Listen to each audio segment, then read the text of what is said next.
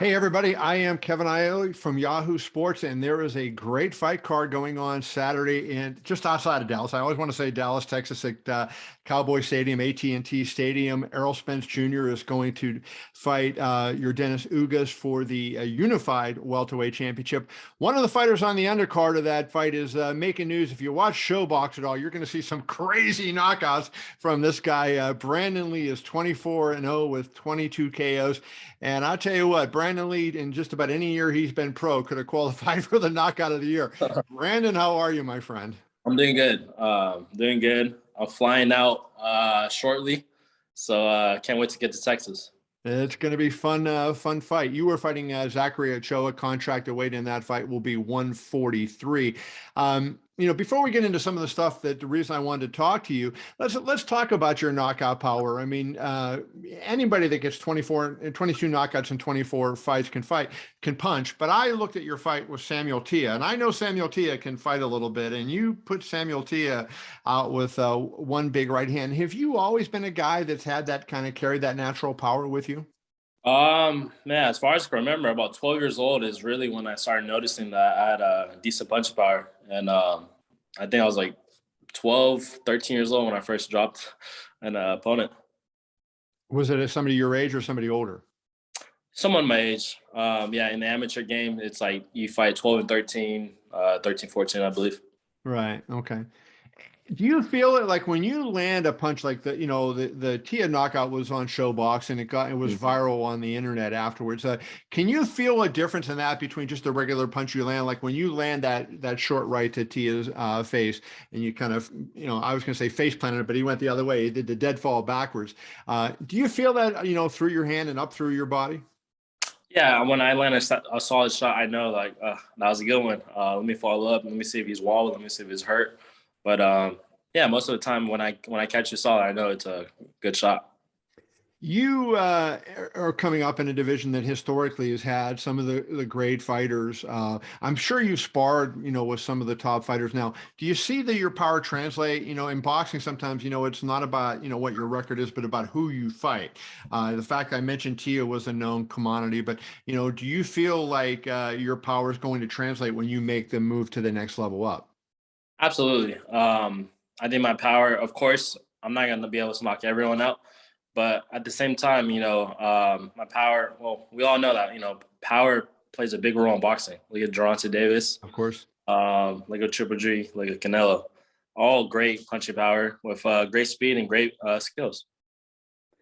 You fight a style where you're not out there just headhunting. You're fighting within your game plan. You think that makes you more dangerous because it's not like if you're throwing these big punches, the guys at the highest level, undisputed 140-pound champion Josh Taylor or, Terrence Crawford, Errol Spence, guys like that, they see those punches coming a long ways away. The fact that you get your power coming out of your normal attack, do you think that makes a difference in the fact that you're able to score these knockouts? Absolutely. If I went out there, everyone, I mean, if you know boxing, you know that I'm heavy-handed. So, people expect me to go out there and throw every hard punch. My opponent's going to know that, I'm loading up. My body's going to be tense. Eventually, I'm going to get tired. So, I go out there and I do my thing. I'm relaxed. I pick my shots. And when the time is right, I'll start loading up on the shots. One of the things that I admire and I wanted to get into talking with you is, you've done stuff in the community to try to help. You're an Asian American. You were born in California to a Korean father and a Mexican mother, which is an interesting combination for a boxer, right? Because they're two pretty fight crazy countries. But, what is it that got you at a young age interested? You're 22 years old, kind of taking on this challenge of, speaking out about Asian hate, which is a big problem in this country right now. And you've done that quite often. What motivated you to do that as opposed to, hey, staying in your lane, focus on your career and doing your thing? Man, I think the first time so about 2 years ago, I believe during COVID, the pandemic, this Asian kid was playing basketball and in the Bay Area. And then two or three other kids who are not Asian. Maybe they're bullying him pretty much. Let's get to the point. They're bullying him. They push him to the ground and they hit him. So when I saw that, I was like, man, that's somewhat kind of relatable because I was the Asian kid once upon a time going through the amateur ranks. So I posted on Instagram. I was like, please get me in contact with this kid, or please get me in contact with this kid's parents. And within like a few hours, I was already on the Zoom with the kid's parents, and I was telling I also spoke to the kid, and I told him, I was like, this is life. You're gonna have to go through a lot of obstacles, but what doesn't kill you makes you stronger. I think this is what's gonna, it's gonna make you stronger. So it's gonna do better for you in the long run. But of course, always avoid problems. And then, he had a few questions for me, asking me if I ever fought, during school or, outside of boxing. I said, no, of course not. I always try to avoid problems when I can. So that was really the first time I ever, used my platform to help advocate for the community. And, I got a lot of great feedback from that. So I think once I got the great feedback back, I finally realized, like, man, I have this platform that I could use my voice to, advocate for the Asian community.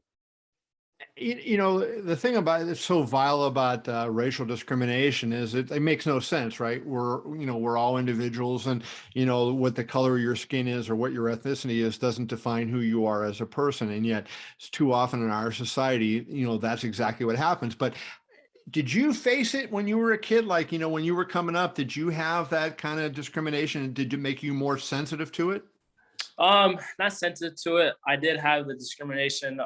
So my father and I would drive down from Northern California to Southern California to try to get amateur fights. And we all know that Southern California is primarily Hispanic, and many of them didn't know and didn't believe that I was half Mexican. Yeah. So I look 100% Asian, and they would always try to fight me as a young child. And this was one of the things I told the kid from up north as well. I told him that, since they always wanted to fight me, it kind of benefited me in the long run because I have all this experience and all this knowledge. You were what, 181-9, if I'm not mistaken, as an amateur boxer, correct? Something like that. Yeah. Man, I had over 200 fights, but something like that. Yeah, so amateur boxing, the record keeping is, is crazy. What were some of your big wins in amateur, and knock off, what some of the maybe the big regional titles you had? Three-time national, or no, four-time national junior Golden Glove champion, three-time national Silver Glove champion, four-time national PAL champion. I won the Junior Olympics. I won about every national you could think of several times, and won the best boxer. So the Olympics, you missed out because you were too young to get into the Olympics, right? Is that because in 2016 you were what? I would have been 17 years old, so I would have missed it. Yeah, so you weren't able to do that. So you decided, as opposed to waiting for 2020, you decided to turn pro right away. Well, back in I don't know what year it was, but AIBA, who controls USA Boxing, so to qualify to the Olympics, they said that we're going to take off the headgear, and my father and I talked. If we're going to be getting hit without the headgear, might as well get paid for it. So we made the choice to turn professional. I haven't seen all your fights, but I've seen quite a few of your fights, and you're not getting hit that much in those fights, so that's a good thing, right? But how many rounds have you lost, Brandon? Because as I look at your record, I don't think you've lost that many. Have you ever lost a round as a pro? As a professional? Yeah, as a pro. No, I don't think so. That's pretty crazy. Yeah. That's pretty kind of a nice goal to keep rolling, right? To go in there and just get the judges always looking to your corner. Yeah. How would you, for people who haven't seen you fight yet, a lot of people are going to see you fight on this Spence card, which obviously is a very high profile fight card. Describe your style and describe what kind of boxer you are to people who maybe haven't seen you. I'm a man, it's hard because it all depends on the opponent. If the opponent's a boxer, I'm a puncher. If the opponent is a puncher, I'm a boxer. So I mean, I could come forward, I could go backwards. All depends what I'm feeling like. I'm not saying you remind me of him stylistically as a fighter, but long ago there was a boxer you may have heard of named Sugar Ray Leonard, Yeah. and and Sugar Ray Leonard, entered the pro realm as a great boxer, but he could punch, right? I mean, and that was the thing, and the way you kind of keep. I referenced this earlier. You're not loading up on punches. You're just not running after guys and getting in slugfest. You're kind of going through the progression. It has that same type of thing where you're really a boxer puncher. Yeah, absolutely.